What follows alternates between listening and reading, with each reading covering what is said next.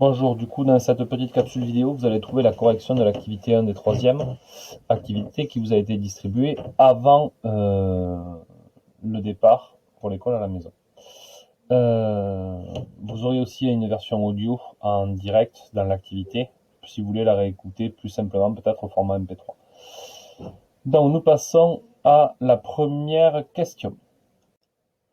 Donc les données pour traiter la question 2A, interpréter le dosage des anticorps du patient. Donc pour cette question-là, vous devez dans l'activité croiser les infos du document 1 et du document 2. Je vous les ai mis en couleur pour la suite de l'exercice. Donc nous identifions le patient qui a une quantité d'anticorps antivaricelle en unité arbitraire à 0. On ne sait pas par contre si on lui donne le titre de séronégatif ou séropositif.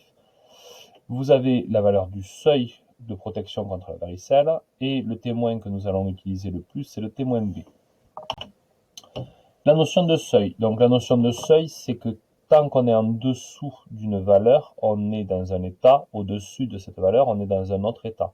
Dans le cas de l'exercice, nous avons un état séronégatif en dessous du seuil de 30 et un état séropositif au-dessus du seuil de 30.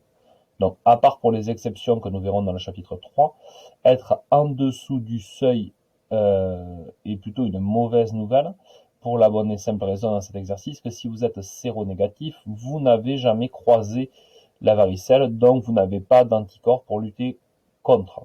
À l'inverse, si vous êtes au-dessus du seuil de 38A, on estime que vous avez croisé la varicelle il y a suffisamment assez de temps pour avoir une quantité d'anticorps nécessaires à votre défense. On dit que vous êtes immunisé.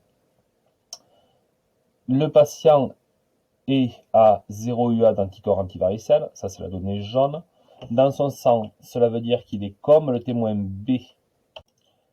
Donc pour la question 2B, interpréter l'analyse des cellules sanguines du patient. Donc nous allons nous référencer aux différentes couleurs que j'ai renseignées dans le tableau. Phagocytes bleus, lymphocytes orange, hématies vert, plaquettes violet.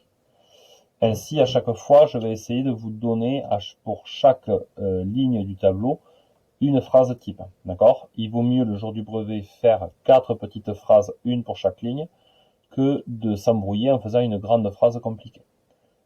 Toujours pareil, dans cet exercice-là, nous allons travailler sur une autre notion, donc que vous pourrez trouver en histoire géo, en statistique, etc., en mathématiques et plus tard en sciences éco, la notion des normes. Donc vous voyez que sur la notion de seuil, on avait une seule valeur. Sur la notion des normes, vous avez deux valeurs. Donc on dit qu'on a une norme minimale, qui est ici à 20, et une norme maximale, qui est ici à 40. On est en unité arbitraire, donc on est bien d'accord qu'on ne va pas vous donner les milliers de cellules par millimètre cube de sang. Donc, si on regarde pour le patient par rapport au phagocyte. Et enfin, si nous finissons la question 3, après avoir revu le travail sur la méthode du seuil et le travail sur la méthode des normes, nous allons pouvoir faire la conclusion de la lecture de cette analyse sanguine.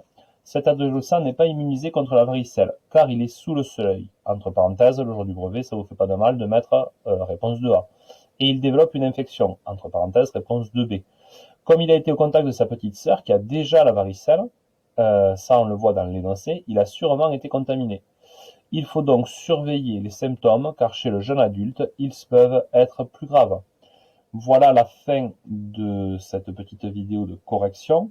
Je vais tenter de vous faire la même sur l'activité 2 le plus rapidement possible. Je vous souhaite bon courage et une bonne fin de journée.